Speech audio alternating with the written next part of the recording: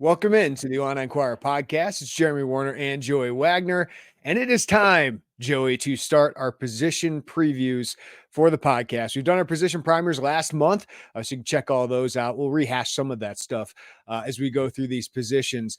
But where else would we start other than quarterbacks and running backs? Obviously, two of the positions that have to succeed for this offense to succeed. And I'm looking forward to these. It's great to talk through these, Joey, and talk through them a month after doing the primers because we've talked to more people. We've seen very little bit of practice to kind of talk about these guys and see where they're all at. So I'm looking forward to this, and quarterback's an easy position to start at. It's an easy position, and we said it last year, but there's no kind of insisted upon quarterback competition this year. So it makes life a lot easier for us trying to have this conversation, knowing it's Luke Altmyer. And the fact that it's a big deal that it's Luke Altmyer for a returning quarterback for the first time in Brett Bielema's tenure. Before we get into the Altmyer, Donovan Leary conversation, the long-term guys here, I just feel like it is worth noting that Illinois has a real passing attack under Barry Lunny Jr. because just going through these stats every year, it was painful watching the Illini passing offense and quarterback play. So I just want to go over a couple stats just to put this all in perspective because the offense still has a lot of strides to make, right? Like 2 years ago, the red zone and short yardage situations were really bad. Last year, the running game didn't work very well. And some of those short yardage things, even though the red zone really improved, those short yardage issues still were there because of offensive line and some running back injuries. But the passing attack certainly took off last year, but it's been a 2-year process for Loney. So here's where Illinois ranked in pass efficiency in the 7 seasons before Loney arrived. In Big Ten, 14 teams, 12th, 13th, 13th, 12th, 10th, 14th, and 12th. Last 2 seasons under Barry Lunny, 6th and 5th. Let's go to passing yards per game, Joey. The 6 seasons before Lunny arrived, 11th, 10th, 11th, 10th, 14th, 14th. Last 2 seasons, 9th and 3rd. Completion percentage, the 7 seasons before Lunny arrived, 11th, 12th, 12th, 11th, 11th, 14th, 13th. Last 2 years, 1st and 4th. And now rounded out with yards per attempt. 7 seasons before Lunny arrived, 12th, 13th, 12th, 12th, 10th, 12th, 12th. Last 2 seasons, 9th and 4th. So that tells me 2 things. Barry Lunny knows how to coach quarterbacks, knows how to coach a passing offense, put together a scheme where you can pass the ball, but also Illinois is improving its talent at quarterback. They've done that through the transfer portal. Tommy DeVito, Luke Altmyer last season, of course, John Paddock as well. And you get Altmyer back, the first second-year starter that they've had in the era. So Barry Lunny still has progress to make. He will tell you that. And they talk a lot about balance going into this year. But the passing attack, it's a real Power 5 passing attack, Joey. Yeah, you don't feel like it's going to be the thing that hamstrings the offense, right? And that was the case for a long time. Again, I mentioned this before, and this isn't a knock on Brandon Peters, but his passing attacks, as you mentioned, ranked in the bottom quarter of the Big Ten, and where Illinois was at the quarterback position, was a revelation in 2019, and maybe not as much 2020. I was really disjointed season, but the bar was very low. And not only has Illinois elevated the bar, they put themselves in contention to be in that middle to, let's call it middle of the Big Ten when you factor in the other 4 teams. That's a big step for Illinois football, and really, it bucks a lot of the notion that Brett Bielema is interested in 3 yards in a cloud of dust and they're not going to throw it. Like that was Brett pushed back on that pretty immediately when he got hired. Now, I will say hiring Tony Peterson didn't really do much to buck that notion, but then you bring in Barry Lunny and you just see a vision. You see what they want to do in the RPO game and some of those quick hitters, trust their weapons to get yards after the catch.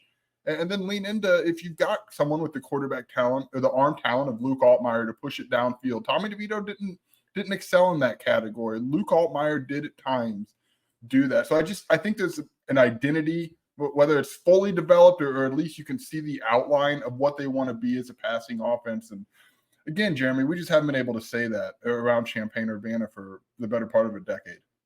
Yeah, and they had to lean into that passing attack last year, the first half of the season, just because they were getting down big in games. They had to throw it a lot, and against Penn State, that led to disaster for Luke Altmyer, but he bounced back. We talked about that ad nauseum. But then late in the season, with Altmyer and Paddock, just throwing the heck out of the ball. Now they would have liked to run it more, but the running back injuries and the offensive line issues certainly caused issues there. But yeah, I just think where they're going, I think Barry Lundy's a good offensive coordinator, modern offensive coordinator that runs modern concepts.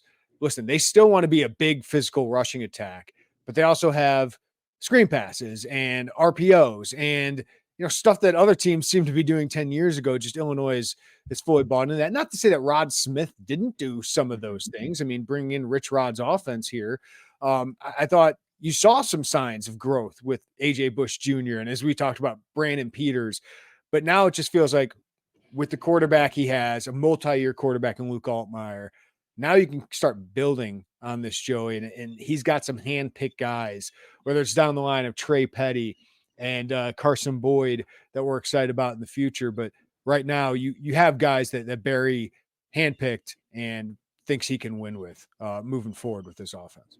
Yeah, that's the key, right? And you made a good point with Rod Smith's offense.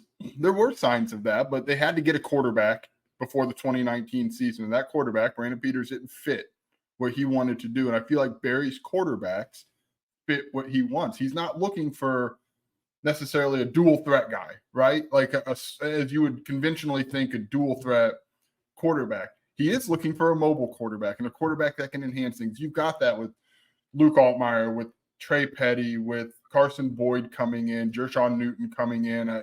Cal Swanson still is a work in progress in terms of the passing game, but he's got that mobility. So, like, that's what I mean when you see an identity and the quarterbacks fit that identity. And I am looking for a big leap out of this offense, this passing offense. Even though we know they want to run the ball more, Jeremy, that doesn't mean they want to be a wing T offense. It doesn't mean they want to run it 70 times a game and burn out the clock. It means they want to be effective in that. But I don't think that's going to come at the cost of totally putting training wheels on a passing offense that's starting to figure it out. And to be honest with you, Illinois just hasn't had a lot of consistency and continuity at the offense coordinator position. Rod was here 3 years. Bill Cubitt was here for 3 years. Mike Loxley was here for 3 years, but there was just a lot of quick changes.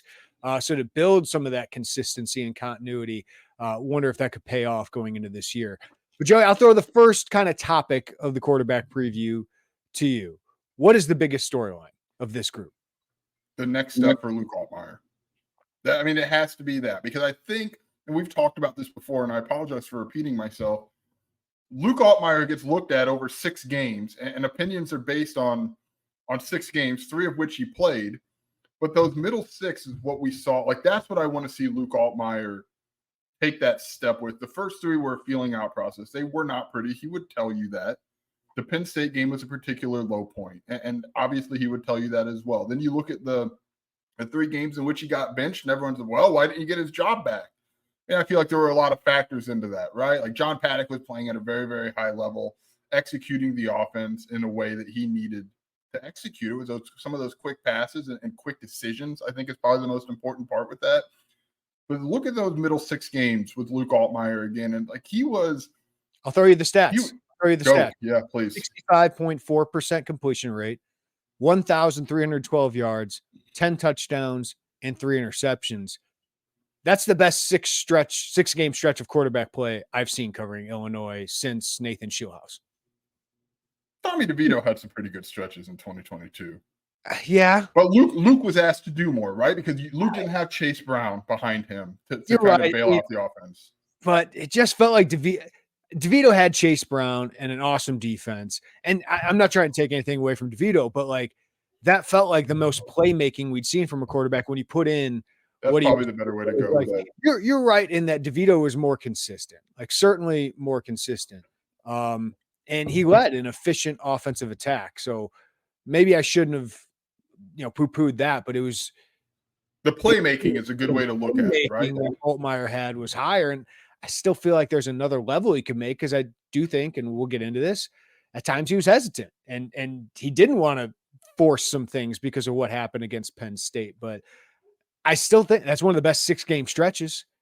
I'll go back through DeVito's game log here, but it was pretty great quarterback play, and it coincided with Illinois starting to turn its season around. Yeah, now there were some some other like he has some fumbles that need to be cleaned up, right? I'm thinking the Purdue game in particular was a tough one.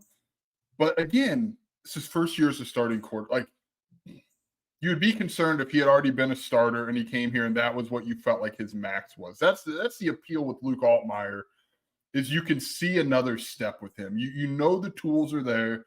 You know quarterbacks get better the more snaps. It's not just quarterbacks, but quarterbacks in particular get better the more snaps, the more continuity they have. And I think that's there. I think that's what gives you the excitement or the feeling that Luke Altmyer can take that step and really help Illinois kind of establish that upper middle part of the Big Ten passing attack. Now, he's got to do it, right? He's got to clean up some things. He's got to be more decisive, and he's got to be quicker. We'll get into all of that. But I think you can feel the bones of something happening there, and that's where some appeal comes from. DeVito, I went back, his first 6 games, 69% completion rate, 1,163 yards, 9 touchdowns, 2 interceptions. Ran for 3 touchdowns against Wisconsin, right? So that's pretty dang good. Yeah, and obviously that winning streak. That first 8 games of that season, Illinois was 7-1. They were 1,600 yards, 12 touchdowns, 2 interceptions, 73% completion rate. So, okay, I'll take it back. DeVito's was better, but Altmyer still, those two are the best. Streaks that we've seen from a quarterback. And then, of course, we saw a John Paddock 2-game streak. That was unlike anything we had ever seen before. But yeah, it is. What is the next step for Luke Altmyer? Because I thought last year he proved himself as a playmaker, Joey. Like, I felt like there wasn't enough hype at times about what we were seeing with him from an arm perspective. Remember, his receivers had some key drops. Like, they should have blown out Minnesota if Pat Bryant would have hauled in a couple touchdown catches that he dropped and a 2-point conversion that he dropped. They would have been up more if that would have happened. Purdue, somebody dropped one, a deep pass that wasn't able to convert.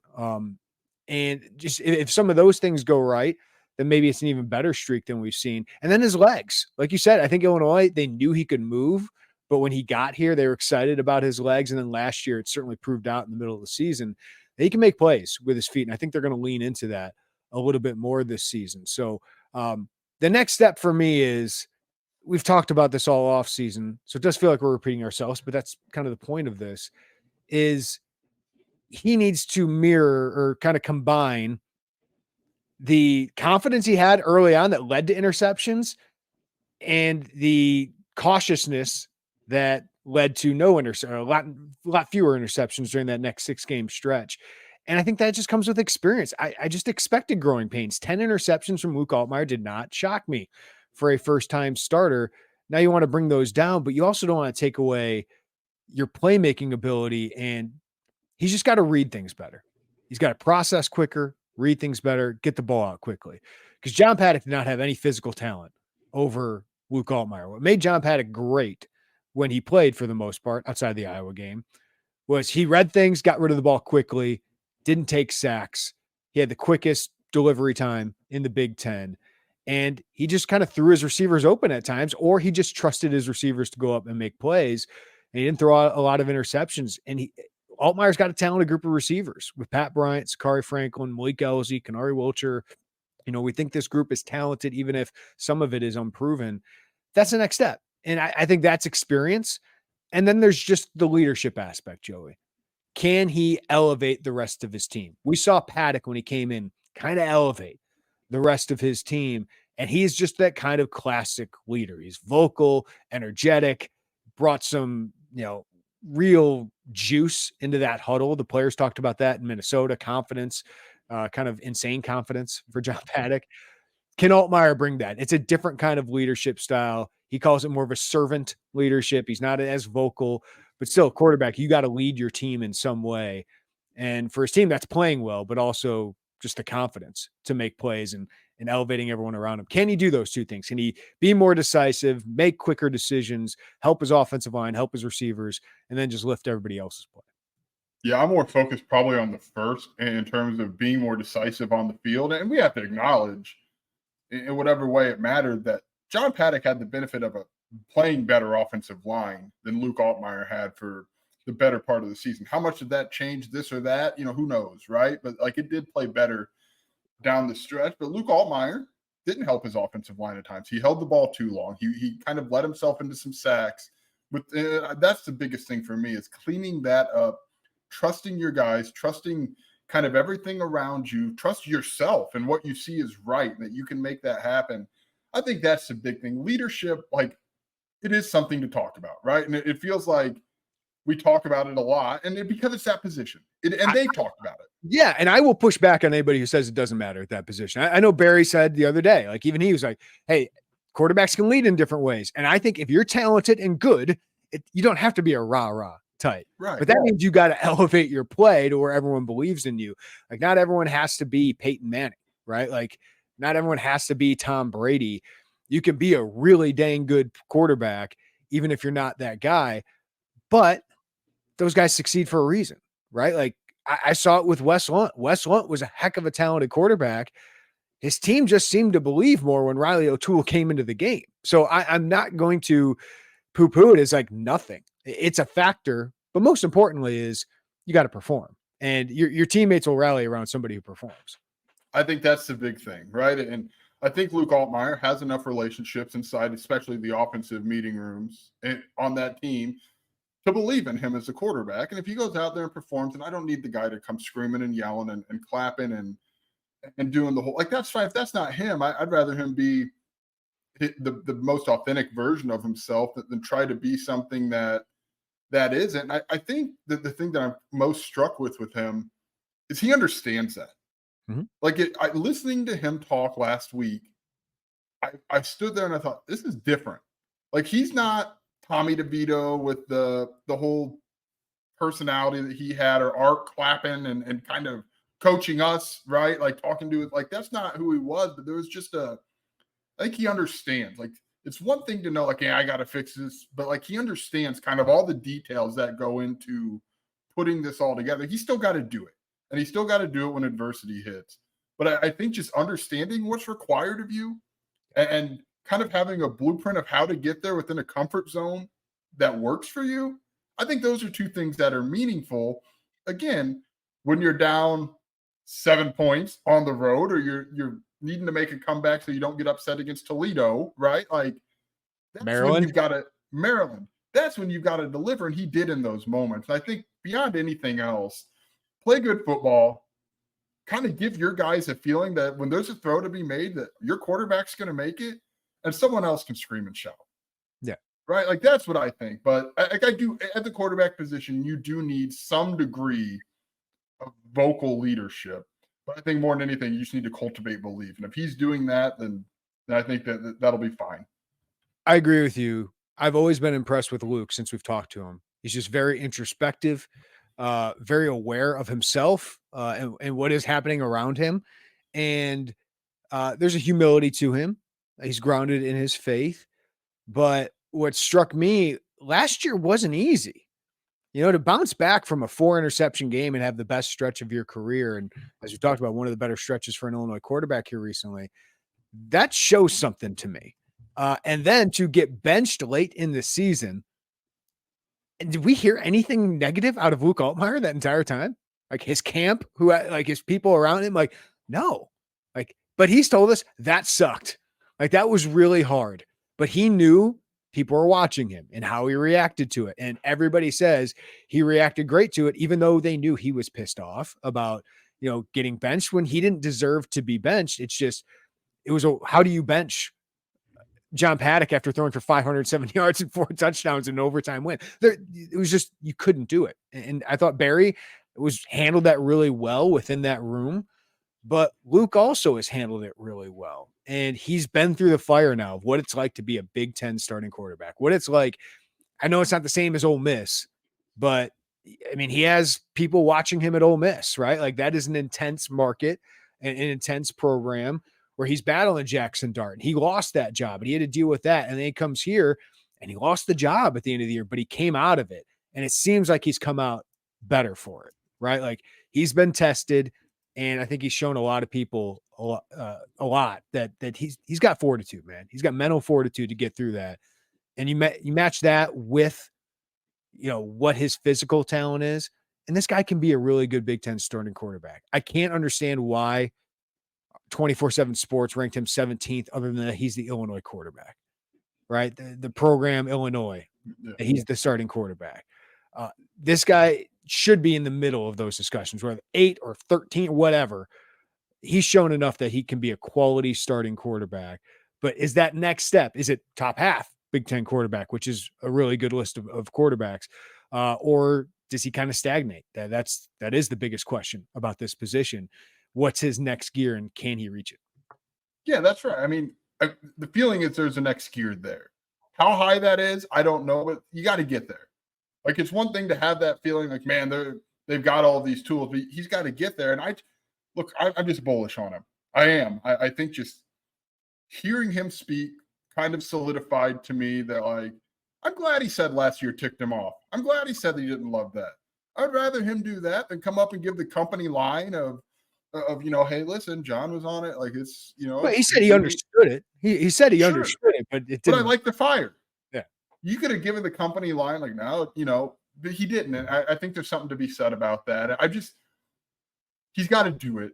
But at this point, I've seen enough of on the field ability. I kind of think he understands everything that goes into this. I'm just in on him, Jeremy. I don't know. Maybe it'll bite me in the butt come November.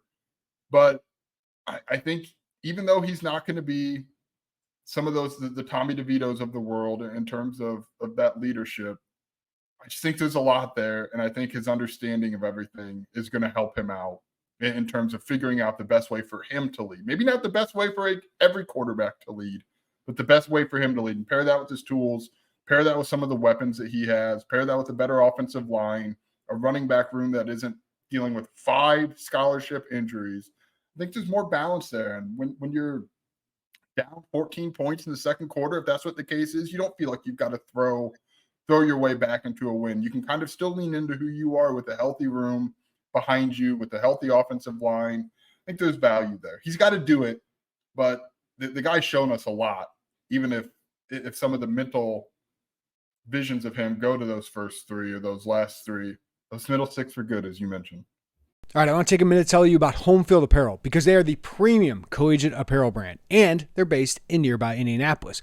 Home Field sent me a few shirts, and what I love about them is, of course, they have incredibly comfortable, well-fitting shirts, but they also have officially licensed apparel with vintage college designs. And they have more than 180 plus available colleges, including, yes, your Illinois Fighting Illini. They have great gear for the upcoming football season. So for the warm weather games, check out their Script Illini t-shirt, the Orange Ringer tee, the vintage Oski Wawa helmet, or for the fall chillier games, check out the Script Illini hoodie, the Flying Illini hoodie, the Flying Illini quarter zip. And if they're still available, you might want to check out homefieldapparel.com for this. Check out their Script Bomber jacket. It is awesome. Also, don't miss their Can't Miss Kickoff 2024 campaign. So Home Field is giving away these special football boxes, and these platinum VIP boxes include 3 never-before-seen items from your school that are not available anywhere else. They're curated so fans have new gear to wear all season long, suitable for all weather conditions. And these platinum boxes also include other exclusive items, including a new hat or ringer, a VIP koozie, and a 2024 Platinum Pass, which guarantees 20% off and early access to your school's football releases through the 2024 season. The football boxes are available on August 9th, so these will sell out quick, so go check them out. Go to homefieldapparel.com to check out their great selection of Illini gear and use code Illini24, that's all capitals, Illini24, for 15% off. That's Illini24 for 15% off at homefieldapparel.com. Okay, that's probably the most we'll talk about one player in this position preview. Yeah. He's the starting quarterback. All right, X factor of this group, it is clearly Donovan Leary, because Luke Altmyer has not stayed healthy through an entire season, and it is rare that an Illinois starting quarterback stays healthy through an entire season. These guys take hits. You hope Luke Altmyer is healthy for all 12 regular season games and potentially a postseason game, but history shows that you got to have another guy that is ready. And Illinois did not go get a transfer quarterback this year. They didn't go find a John Paddock, even if it's a walk-on. They said Donovan Leary is our guy. We believe he can come in and compete and help us win games if he is called upon. And the percentages show of recent Illinois quarterback history that he will get playing time at some point this year. So Donovan Leary is a really intriguing guy. Obviously, the little brother of Devin Leary, so the bloodlines are strong. He's got someone he can learn from and pick the brain of Devin, who's an NFL draft pick and fighting for an NFL roster spot right now. But just a good overall skill set, good arm, maybe not the biggest arm, but a good arm, can make all the throws. He's pretty accurate, not a ridiculous athlete, though. He is the most pocket passer outside of Kirkland Michel, but of the scholarship guys, he's the most in the pocket passer. But boy, you talk about leadership. This guy oozes it. Like he's just naturally a leader. Him and John Paddock became really close friends, and I think they have similarities. Only I think Donovan has a more talented arm, a stronger arm, a bigger body guy. So they think he can be the backup quarterback, and he's going to have the opportunity, which I find fascinating, Joey, because he's going to get playing time. You hope he gets playing time against Eastern Illinois to get him some of those reps. You hope he gets playing time against Central Michigan to get him some of that experience, because he lacks that. He has not played in a game yet, but the staff is believing in him. Yeah, that's the concerning part, right? You'd have liked to see him in some sort of mop-up role at some point over the probably last year. I don't think you want to see that with him as a true freshman. But I think there's something to be said about the belief they put into him, and I'm sure he feels that. You have to feel that, right? You're not competing for number 2 right now. Like you're the backup. You can kind of build your own thing within the offense that everyone knows you're the backup quarterback and you're ready to go at any moment. I think something John Paddock did well was kind of, in whatever way worked for him, letting his teammates know that, hey, I'm good. If this comes time, I'm good to go out there. And I think giving Donovan Leary that runway to kind of build that trust, build that platform is going to help him when he's inevitably called upon. In what way? Will it be Art Sikowski versus Iowa, where it's a couple quarters? Will it be, a couple games? I don't know, but I'm sure we'll see Donovan Leary take meaningful snaps out there this season. So it's a bet. It's a big bet by the staff, but in one sense, in a guy who's never taken a snap. But on the other side of it, are you really betting on a guy that big who's been in your system for 3 years, who knows everything that you want to be, who clearly has the physical tools? I mean, you're comfortable with that element of it. You just wish he had a couple snaps under his belt, and I'm eager to see what he can do, because I don't know that I've seen outside of the spring game. Well, I wanted to bring that up. Yeah, because he had a couple dimes after a slow start. He had a bad start, I thought, to the spring game. He completed just 3 of his first 9 passes, and I thought 2 should have been intercepted. But then, man, he just went on a heater. He completed 10 of 13 passes for 180 yards and 2 touchdowns after that. Finished the spring game 13 for 23, 207 yards, 2 touchdowns, 2 strikes to Kapka Jones, 40-yard touchdown, went over the top of a defensive back, a 42-yard pass to Kapka Jones in tight coverage, 33-yard touchdown pass to Colin Dixon. So I was like, ooh, that deep ball, he's got great touch on it, but there were some issues early on. And I would expect that, some growing pains. What can I throw? What can I throw? But that's why I thought the spring game was important for him to get all those reps. And these scrimmages that we aren't going to be able to see are going to be really, really important. But the staff clearly saw enough to have a lot of confidence in him. But he can throw it. I mean, this is a guy that can sling it a little bit. He's not going to make as many plays with his legs, so he is more stationary. But I think I've always thought Donovan Leary could be a really good backup quarterback. Can he be a starter that can win you a bunch of Big Ten games? I still don't know. We might find that out at some point this season, but you said it, 3 years in the system, leadership skills, he can throw it. It's just there hasn't been experience. We haven't seen him under fire of a Big Ten defense yet. Yeah, and I'm eager to see that. Now, remember, go back to his freshman year. He was a scout team quarterback against a defense that we now kind of hold in such a high regard because of how good it was with Sidney Brown and Quan Martin and Devin Witherspoon and that defensive front. He saw that. Now, he wasn't running Illinois stuff, right? But you still got to figure out how to be effective as a scout team quarterback when those guys are breathing down your neck and looking at you. So I think there's value there. And if I'm not mistaken, Jeremy, last spring he talked about that, the value of looking across the line of scrimmage and seeing those guys. So we'll see. We'll see with him, but I think there's a lot there to like. I just worry that he hasn't taken a snap in the game. Like, yeah. I just think that because remember, John Paddock against Penn State was not good in that fourth quarter. Like, I remember watching that thinking like, oh my God, if Luke Altmyer gets hurt, is Paddock even the guy? Like, it just looked like it was kind of frazzled. And obviously he had this insane closing run to his career, but like that's why it kind of gave me like spring game flashbacks with Donovan, where it was a little rocky early on, bad, you could say.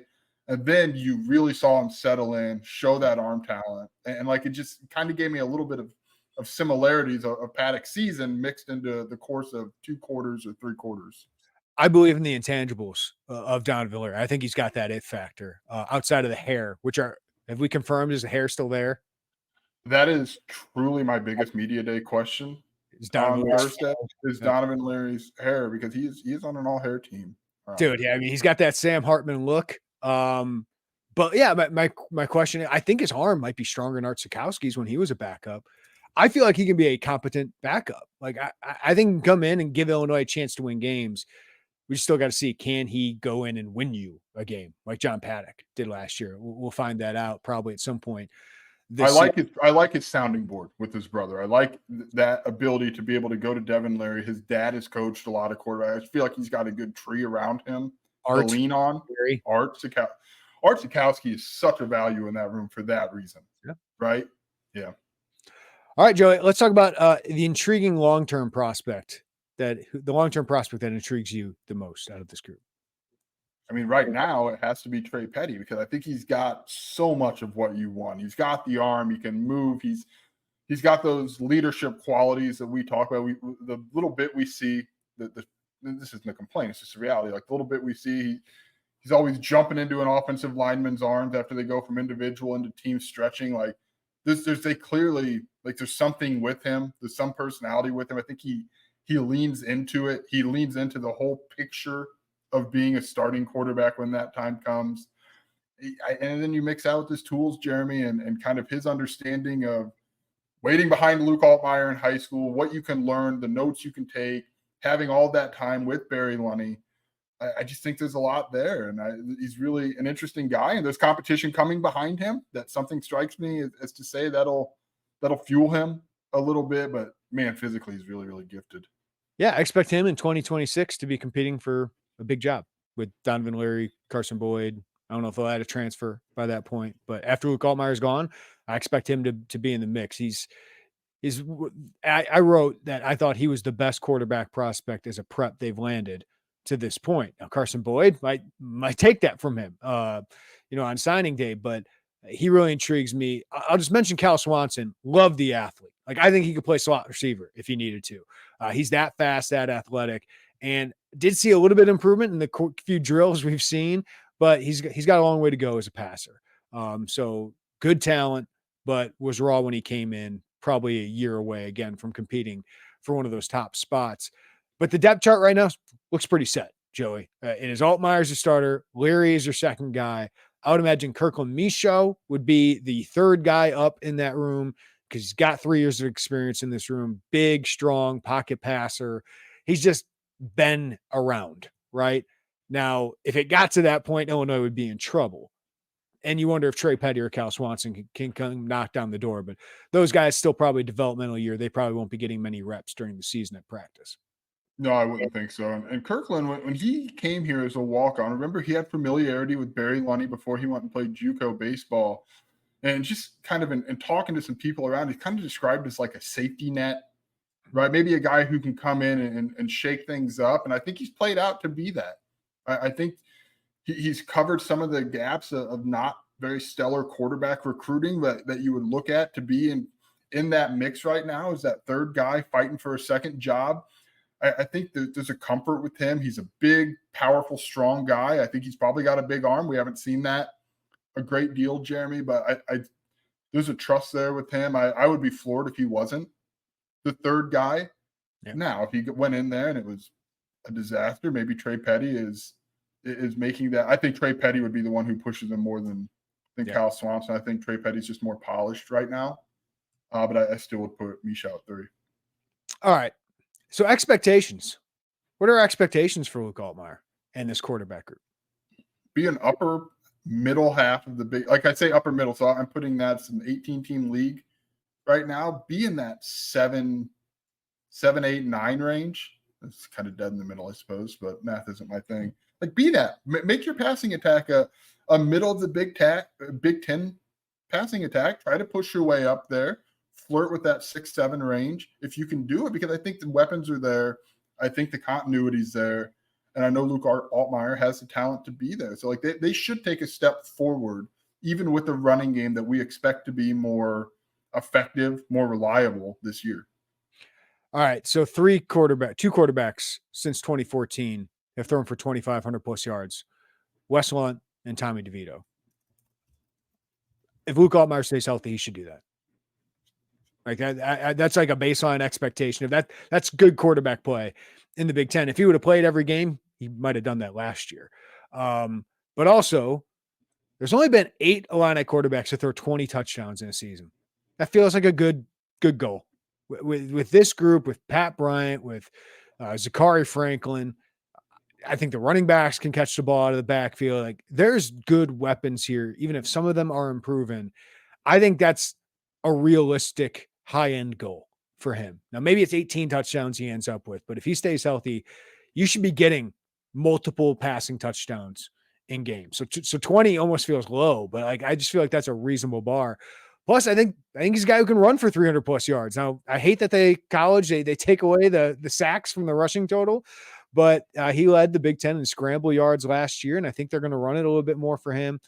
The biggest keys, though, Joey, might just be the sacks got to go way down. I think PFF had him responsible for 8 by himself, 7 or 8, so that's got to go down. That obviously includes the offensive line, but interceptions need to be below double digits. That is for sure. Yeah, because this offense prides itself on high completion percentages and taking care of the football. Now, Illinois is not exclusive in priding itself on taking care of the football, but those are two things that if you can do those things, you can make this offense go with some of the weapons you have behind you. And if he ends up with 18 passing touchdowns and 7 picks to go with, a handful, 3, 4, 5 rushing touchdowns and a couple hundred sack adjusted yards, that's a really good season for Luke Altmyer. And I would imagine we would be talking about a bowl game in December, because those are numbers, those are productivity that would tell me they've got an effective offense mixed with what I know they want to do on the ground. I'm trying to pull up. I think PFF keeps track of sack adjusted rushing yards. Well, here, let me throw this out there. Okay, so the top quarterbacks in the Big Ten, according to most people: Dylan Gabriel, Oregon; Will Howard, Ohio State; Drew Aller, Penn State; Will Rogers, Washington. We'll see how that translates. Miller Moss at USC after a great bowl game. Tyler Van Dyke, Wisconsin. I get that, but Altmyer should be in that next group, right? Like, Dylan Raiola of Nebraska is a phenomenal prospect. He's also a freshman, right? So I get it. He could be 5 stars or different, but there's still going to be some kind of learning curve there. Aidan Childs, Michigan State, was a top recruit. Again, he needs experience. Like, it feels like Luke Altmyer going into last year. Max Brosmer at Minnesota, really good FCS quarterback, right? It's going to the Big Ten. Like, I see him right. Curtis O'Rourke is a really good quarterback from Ohio. Was the MAC Offensive Player of the Year. I think he could be really good at Indiana. But I'm seeing like Ethan Garber's at UCLA ahead of him. Hudson Card and Luke Altmyer should be in the same tier for me. Caden McNamara. Are you going to take McNamara or Altmyer? I know McNamara played on good Michigan teams, but Altmyer's a playmaker. So I just feel like he should be in that, not top tier. That's not my expectation for him. The B tier. I think he can be in that second tier of Big Ten quarterbacks from 7 through 11 or 12, whatever you want to say. That middle tier, that second tier of Big Ten quarterbacks, I think he's in that. So when I see him at 15, 16, 17, like I've seen Ethan Kaliakmanis above him. Against some of these other guys, like Max Brosmer, good FCS quarterback. Like, did we not watch Altmyer?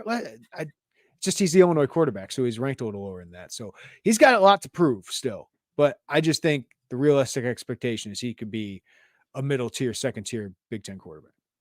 Yeah, and I think the stats, as I mentioned, I think the stats will reflect that. I think he'll be in that conversation, that neighborhood at the end of the day. Hey guys, fall is right around the corner. That means kids back at school. That means the schedules get a little busier. And that's why there's no better time to check out Factor. Fuel up for all these busy days with Factor's no prep, no mess meals. Meet your wellness goals in time for the fall with a great menu of chef-crafted meals with options like Calorie Smart, Protein Plus, and Keto. And Factor's fresh, never frozen meals are dietitian approved and ready to eat in just 2 minutes. So no matter how busy you are, you'll always have time to enjoy nutritious, great tasting meals. So make today the day you kickstart a new healthy routine. What are you waiting for? With 35 different meals and more than 60 add-ons to choose from every week, you'll always have new flavors to explore, and you can crush your wellness goals with dietitian-approved meals and ingredients that you can trust. Make your day delicious, too, from breakfast to dessert. Stay fueled with easy, nutritious options, and you get to keep your kitchen time to a minimum. Factor meals are ready in 2 minutes. No shopping, prepping, cooking, or cleaning up. So enjoy effortless support for your lifestyle. Choose from 6 menu preferences to help you manage calories, maximize protein intake, avoid meat, or simply eat well balanced. So head to factormeals.com/Illini50 and use code Illini50 to get 50% off your first box plus 20% off your next month. That's code Illini50 at factormeals.com/Illini50 to get 50% off your first box plus 20% off your next month while your subscription is active. All right, let's switch to running backs here, Joey. Wow. Never seen anything like that before. All 5 scholarship running backs injured for at least out for 3 games, all of them. So I don't know if we're ever going to see that again, but clearly we're wondering how are they going to replace Chase Brown? Well, Reggie Love had a solid year when he was healthy, just wasn't Chase Brown. But Josh McCray gets hurt again. He was expected to be a big part of that offense. And then Kaden Feagin comes in, looks great, and then he gets hurt. Aidan Laughery has a knee injury. Jordan Anderson had a season-ending knee injury during training camp. So we never really saw a guy get to build for a long time. We saw it building with Feagin, but we never got to see that. That is the biggest storyline of the season, right? Isn't it just stay healthy? Like the top options need to stay healthy here. But what is your biggest storyline? And it has to be health, but I guess if that's obviously the understood one with this running back room, it feels like very similar to Luke Altmyer. Like, what does a full season of Kaden Feagin look like? Because that hype train is moving at pretty good speeds right now. He's on the freak list. Illini Inquirer podcast. Choo choo. Yeah, we are driving it. You are really conducting that train. But he's on the freaks list. He's a Doak Walker watch list. He looks good. He said he's down about 5 pounds. He said his shoulder's not bothering him anymore yet. Hasn't thought about that for a couple months.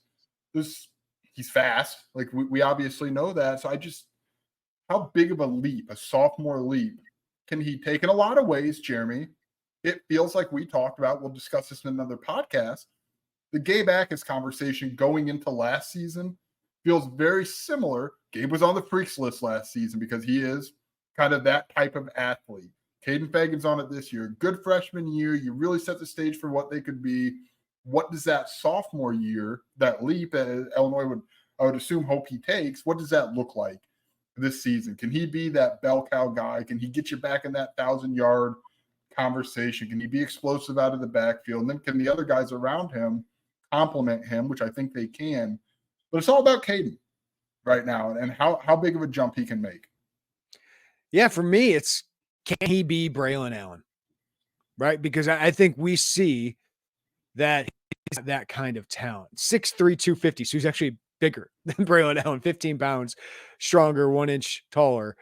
But Braylon as a freshman, 1,268 yards, sophomore, 1,242 yards. Wasn't quite as good last year, 984 yards, but double-digit touchdowns. Like, I think you and I believe this guy can be an all Big Ten running back. He's one of the most talented players on their offense, and he's on that freaks list because he ran 21 miles an hour, which I bet he runs, if we're doing 40 times, in the 4.6s, which is really fast for him. He can outrun linebackers. Now, DBs, we'll see how many DBs he can outrun, but he can make plays there. He's a good receiver. He had 9 catches for 113 yards last year, but when he was their starting running back, Joey, they were good. They were a good rushing attack. Maybe not a great one, but they were a good rushing attack when he was in. He changed their offense, and he was starting when they were turning their season around because he didn't lose yards. He stayed ahead of the chains, and then he's able to make some big plays, some chunk plays of 10 plus yards, have a long touchdown reception against Minnesota. Those are the plays they need, is just to stay ahead of those chains. And he certainly can do that. And then you add in the flexibility of him. I just think he can be the bell cow back. I really do. I think he's got some Braylon Allen to him. The Wisconsin running backs that Brett Bielema had. I just feel like he can be that next 1,000-yard back. And if he stays healthy, I think he can do it because he's got the talent. And from everything we hear, like, he's got the drive too. Like, he takes great notes. He's getting better and he's getting better. I don't even know if we see peak Kaden Feagin this year, but I think if you can get 10 to 12 games of it, I think he's going to be one of the better backs in the Big Ten, or at least has the capability of being that. Yeah, and it's a big recruiting win for Illinois. Obviously, they gave him the chance of running back, kind of similar to Isaiah Williams at quarterback. And if he can't outrun guys, like defensive backs in particular, can you get him so he can take the right angles, like you saw at Minnesota a year ago, where he got probably helped by a bad angle in the Minnesota secondary? But can he kind of maximize those angles for a few more yards here and there if he's not going to break away from? And no DB is going to want to hit him. No DB is going to want to tackle him in space by themselves. No, they're not. And I think that's kind of the underlying deal with him, is you got to do it over the course of a game. And then, oh, by the way, when it's not him, in an ideal world, we'll get to this. If in an ideal world for Illinois, it's Josh McCray. You've got to bring down. It just, the train just kind of keeps coming downhill for Illinois. And how they want to play it, right? They want to be able to have that mix. But I think there's a jump there for him, Jeremy, for Kaden Feagin. And staying healthy is a big key. It's huge key. It's been something that's kind of been lingering around for him, dating back to his time in high school. It's not been the same injury. Take that for what you will. Maybe you like that. Maybe you don't like that. I don't know. But if he can stay on the field, and you're right, maybe it's not. Maybe it's not 12 games. If it's 10 games, I like where Illinois is in those 10 games because I like what he's able to do. And just that ability, there's so much value in 2nd and 7, right? You'd rather have it be 2nd and 6, 2nd and 5. But just to stay ahead of things and not make Luke Altmyer, as we just talked about for a half hour, feel like you've got to do it all with one throw. Like, to be able to know that you've got a guy churning forward. That Maryland game is exactly what I think about when I think about what Kaden Feagin can do. When I think of this team and who's like the guy that game 7, game 8, the broadcast is talking about is like this breakout star, it's Kaden Feagin. He has the easiest answer to that question for me because he's got the talent, he's shown it, and now he gets a heavy workload. And I hope it is a heavy workload. He's got the talent. He's kind of got the ooh and ah factor, right? They're going to cut the camera to him and they're going to be like, he's running for this, and he's going to look like, a huge guy back there. And like kind of all of those factors play into that. And you got to produce to do it. But the kind of, oh my goodness factor is definitely there with him physically. Yeah, I can see people turning on the broadcast, be like, "Hey, have you heard about this Illinois running back? Like, he's huge." Yeah. Atwood, what the heck is that? All right, X factor of this group. There's 2 answers here, so I'll let you go with whoever you feel. Sorry, my headphones went on again. The X factor. X factor here, yes. Great podcasting. There's one of 2 answers, so I will let you go one area. Yes.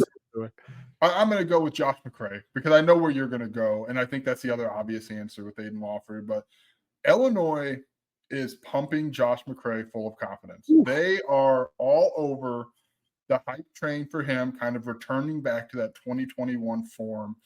Or even go back to, as Thad Ward pointed out, the Florida Atlantic game a year ago where he rushed for 50-plus yards in the 4th quarter and salted that game away. Illinois is going to give him opportunities to return to that form. If he does, that's really good news for the Illinois running back room, but it's going to be there for him. He's down somewhere in the neighborhood of 8 to 10 pounds. He said he feels good. He kind of showed off.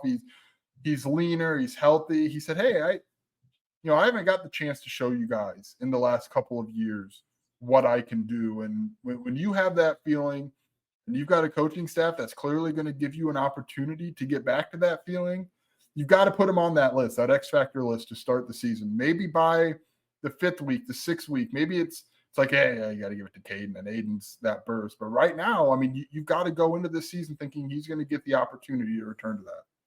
And given the injury questions we have about the guys we feel could be the top 2 running backs in Kaden Feagin and Aidan Laughery, he could be a really important piece of this.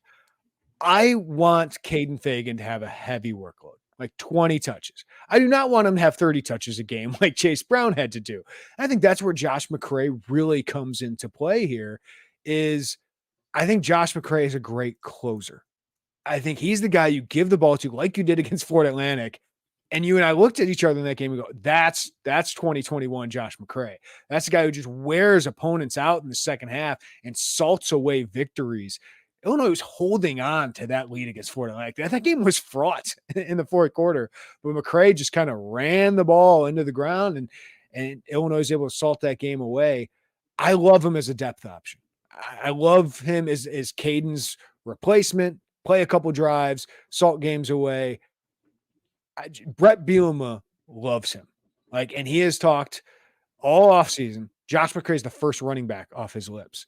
And that's not how I feel about it going into the season. But I do think he is important because we saw last year how much not having Josh McCray hurt. He could have really helped Reggie Love. We saw how Kaden emerged and what that big option means. And we did see it 2 years ago, but it's just been 2 years. So for me, there's still a question mark about, is he back? Obviously, they're seeing it in practice. We don't get to see it in practice, but I do think he's got a lot of value. But for me, Kaden Feagin is the number one option, and the best complement to him is Aidan Laughery. And I think that's why Aidan Laughery is my X factor, because they don't have right now another speed back that appears ready. Now, maybe Khalil Valentine, who we'll get to, can be that at some point this season, but Aidan is fast. He is quick. He is the home run hitter that is a good change of pace back. Kind of like Chase Brown was a few years ago, and then Chase emerged into that big role. So I think he can do those outside zones. I think you can dump it off to him in the flat, line him up in the slot, or he can take it between the tackles and really stress defenses with his quick cut ability. So I just think he's the lightning to the thunder of those other two guys. And if we can get a fully healthy Aidan Laughery, I think he can be a really good player who can give you 700 yards from scrimmage, Joey, give you a couple touchdowns, and be that second back in a Brett Bielema offense. Like we talk about Chase Brown running for 1,000 yards. Josh McCray had almost 600 yards 2 years ago. And we know Brett Bielema likes 2-3 running back systems, and everybody in the NFL does that now too. So I think Aidan is just that perfect complement to Kaden Feagin or Josh McCray. Yeah. I mean, for as good as the 2022 rushing attack was, the big thing that was missing was somebody else consistently helping Chase Brown out and taking some of that workload. That's how Illinois wants to operate. They want to have multiple guys. Aidan Laughery's kind of a bigger guy than you would think physically. I mean, not in terms of height, but he's got some muscle mass to him. He's probably got a little more. He's not McCray. He's not Feagin, but he's not Jordan Anderson, but he's probably got a little bit more power than you would think he's got after being in this system for a couple years.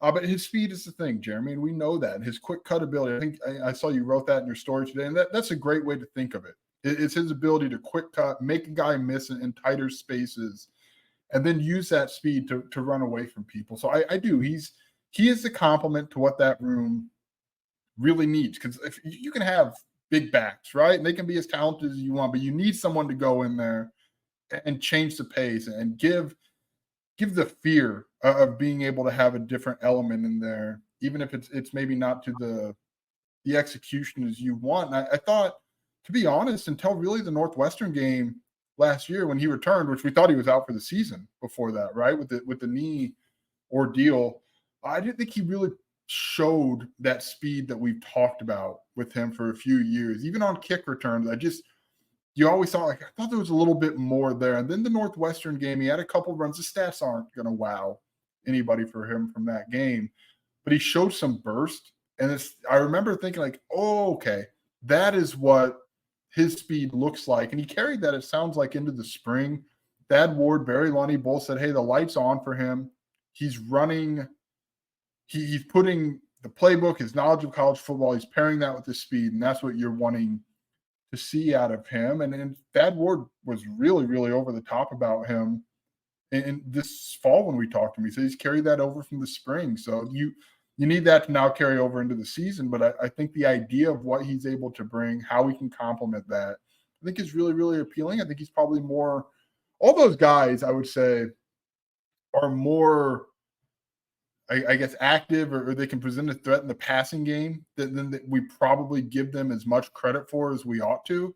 But then Aidan Laughery would be in that. Maybe it's a shorter pass, maybe it's a screen type deal with him, but he can be a factor there.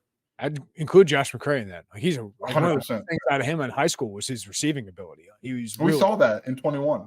And Feagin was good. And Aidan Laughery was a star of the spring game. 97 yards on 14 touches. That 18-yard touchdown reception was really impressive. And yeah, you just saw some of that quick cut ability. I think he can be good. He was a big recruiting win, and now he's going to get the opportunity. And he's been fully healthy for a year now, almost a year. He's never had that in college. And he said, that just helps because I'm not worried about recovery. I'm worried about ball. I get to focus on ball. And I just thought that was really telling. And he's kind of taking a leadership role in that room because it's a younger room outside of Josh McCray. Can I ask you one question about Josh McCray before we move on to the next? All along the whole offense, just in the way that we've kind of framed what we think Josh McCray could be, does he have the most proven wrong potential on the offense this year? Because he's a guy who I think we're kind of tempering expectations for, but I think the workload is going to give him a chance to exceed those. I think he's got where in week 8 we're like, yeah, we were off. We missed the mark on that with him. He is the guy that at the end of the year could be as important to the team as anybody we're not talking about enough, right? Like if Kaden got hurt, Josh McCray could be the bell cow back. And maybe this is his 1,000-yard year. Like that is in the realm of possibility with him. Is it also within the realm of possibility that he gets hurt again and averages 3 yards per carry like he has the last 2 years? Like he's got a huge spectrum of possibilities for this season. And the coaching staff talking him up does perk your ears up. They're like, they are very confident in him right now. Whenever these awards come out, it's because the coaches nominate them. He is on the Comeback Player of the Year watch list and the Doak Walker Award watch list, right? Along with Kaden Feagin.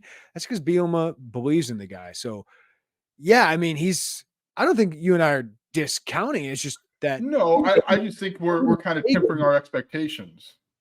I have skepticism, given that we haven't seen him healthy the last 2 years and haven't seen him be who he is. Now, maybe he's healthy and it changes everything, but I just think it's because Kaden Feagin has risen and there's just more talent there. But if you can find 2021 Josh McCray, he can be really impactful for sure. Yeah, I think the opportunity is going to be there for him to kind of outplay, at least the way I personally, and I know you are thinking about what that role looks like entering the season. Yeah, him and like Malik Ellis, you might have the biggest spectrum of possibilities offensively and what their production could be, right? All right, let's go to depth chart. We expect ours would be 1, Kaden Feagin, with Josh McCray and Aidan Laughery right behind him. Then you're looking at Jordan Anderson, who is back and has a fully healthy fall ahead of him, 6'3", 245 pounds, really good receiver, could play H-back. I also think he's a good runner. So I don't want to just call him an H-back because he's a running back too. Just hasn't been healthy yet. And then the most intriguing long-term prospect is pretty easy. It's Khalil Valentine, 4-star running back, Joey, and along with Laughery gives him some speed. So if Laughery gets hurt, Khalil Valentine's probably going to have an opportunity. Yeah, you would have liked to see him maybe get there in the winter to have some extra time physically in the weight room with Tank Wright and his staff.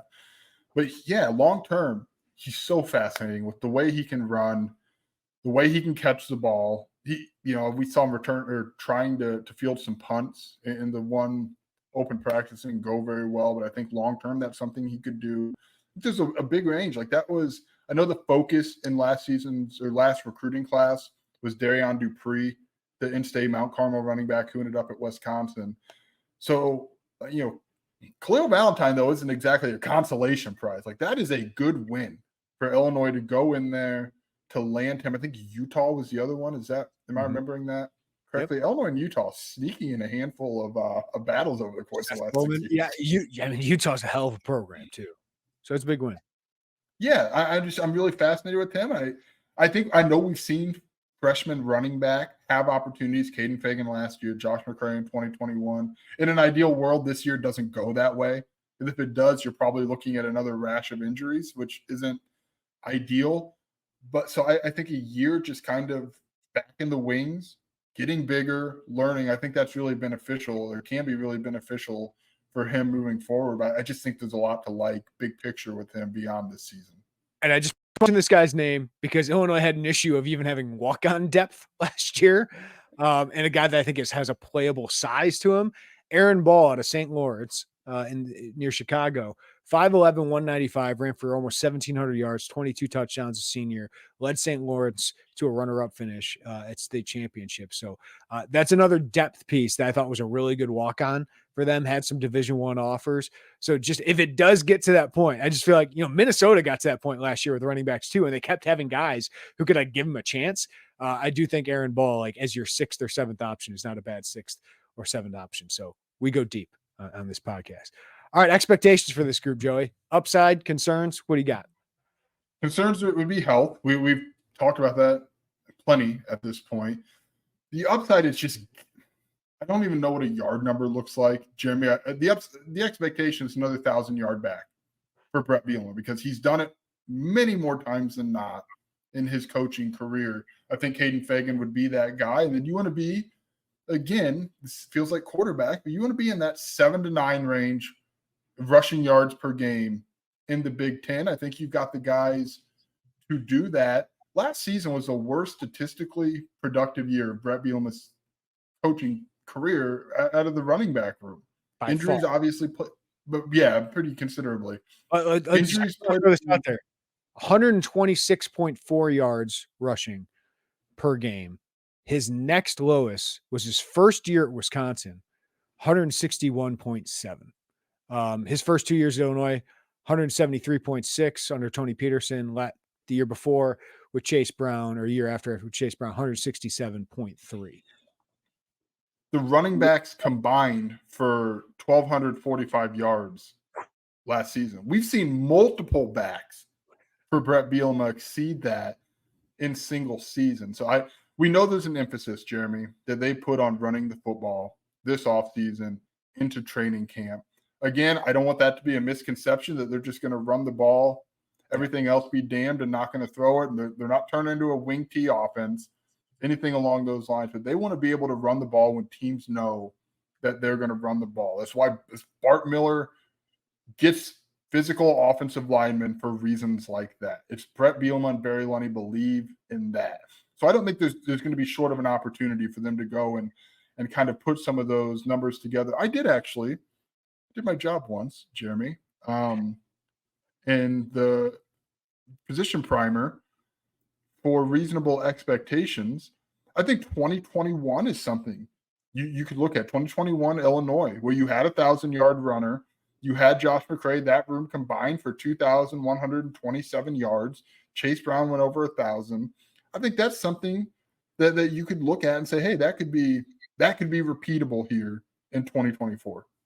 Well, last year, because running totals are going down. Like Brett Bielema has this idea of 200 and 200, like he had at Wisconsin, and they kept doing that year after year and scoring a bunch of points. You just throw the ball more nowadays. So it's always going to be more of a tilt towards passing yards, but 160 would have made you a top 6 rushing offense, 160 yards per game. I think that is a realistic, good goal that if you're over that, plus you're over 220, 230 passing yards per game, you should be a pretty good offense. And you know what team that's like? 2022 wasn't a fantastic scoring year for Illinois, but I love the balance that they had. 212 passing yards per game, 167 rushing yards per game. I think the passing yards need to be above that. Like they didn't make enough plays downfield, didn't have enough big plays, but that rushing total I think is really good. So if you can get to 230, 165, 170, I think that's a really good balance. And that's probably going to lead to more scoring.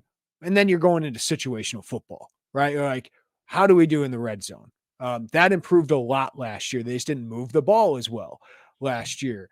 So then you get into short yardage situations. Well, I think Kaden Feagin and this offensive line should be better in short yardage situations, especially in the interior. So, I just think having more of that balance, if you could be closer to 240, 160, and 400 yards overall, I think this team is capable of that. I think those are good goals for that team. Yeah, and I want to break it down a little bit more positionally because I mentioned 2021 Illinois. I think 2007 Wisconsin could be in that conversation. They ran for 2,304 yards. They had multiple guys run 100 or more times. PJ Hill had 1,200 yards. Zach Brown had 568. Lance Smith had 429. That feels like a balance as you go down this roster with Kaden Feagin obviously leading the way, and the combination of Aidan, Laughery and Josh McCray behind them. And then obviously you've got to factor in Luke Altmyer and his ability to run the ball. But yeah, I think what you said, and I think if you break it down a little bit more, like this should be a team that runs for 2,000 yards collectively. Yeah, no, absolutely. I think Kaden Feagin can be an all Big Ten running back, and I think Aidan Laughery and Josh McCray, if all those guys are healthy, I agree with you. That's a group that I could see 1,000 yards, 600, 400, some kind of breakdown like that. And I think that's ideally what they would like to do. I think that's how they would like to split up those carries this year. And then you pair that with the first half of this pod with what we think Luke Altmyer can do, and you've got an offense that should sit there in that 7 to 9 range in the Big Ten, if not flirt with the chance to maybe move up a little bit if you can swing it. Like I think this offense has got a lot of potential, and these two rooms are a big reason why I believe that. Yeah, and the offensive line will play a big factor in both of these, but I feel good about both of these positions. I don't know if I'd say feel great. Like these are two of the best groups in the Big Ten, but I think you have two groups of right here, quarterbacks and running backs, that these should be an above average group or an average to above average group in the Big Ten and help you be competitive and win football games. Which is exactly what you think of the combination of Brett Bielema's teams and Barry Lunny's offenses. Like that's exactly, you're kind of dipping your toes in both worlds there. I think the talent's there to do it. They've got to stay healthy. And the guys that we think can make a jump, Luke Altmyer, Kaden Feagin, Aidan Laughery, return for Josh McCray to that 21 form. That's got to happen. But I don't feel like we're sitting there like, man, a bunch of things need to break for this to go that way. Like they really don't. You just have to have natural progression in some of your big time playmakers. Yeah. And for me, like people can they ask you in your mailbag, like, which guys would you be most concerned about getting injured? And it's still Luke Altmyer. He's still by far the most important guy on that team. And there's offensive line, defensive line, maybe a corner, maybe wide receiver. But for me, it's still a lot of this discussion depends on Luke Altmyer being healthy. But I think that's understood in this entire conversation. Anything you want to add, Joey, before we get out of here? No, I think we'll probably put the links to our individual primers in the YouTube comment. I hope you check it out. The VIP, but it's worth your time. And then Media Day. I'm excited for Media Day. We get to talk to every player, and that is a fun time to get a chance to talk to some of those guys we haven't talked to in a while, or in some Sakari Franklin cases ever. Hopefully he's there. That'd be fun. But yes, we get to catch up with all the freshmen too. Some of the guys that aren't made available to us, that aren't like go-to starters. We'll be able to talk with some of those guys and check in on their progress, but we'll have plenty of content coming from that. And I do think our next podcast is one of my more intriguing ones because tight ends got question marks. Wide receivers got question marks. I think we feel pretty great about the floor of quarterback and running back and how much improvement they can make. Wide receiver and tight end, there's a higher spectrum of possibilities with there. So I'm looking forward to doing that pod. We'll record that on Friday, and then we'll get to the best pod of them all next week is the line pod, the trenches, the offensive line and defensive line that will determine a lot this season. But appreciate you listening to the Illini Inquirer podcast. Give us a follow, rating, review wherever you get your podcast. Check us out on YouTube. Hit that like button, subscribe to us, and hit the notifications bell. For Joey Wagner, I'm Jeremy Werner. Everybody have a great day. Take care of each other. And we'll talk to you next time right here on the Illini Inquirer podcast.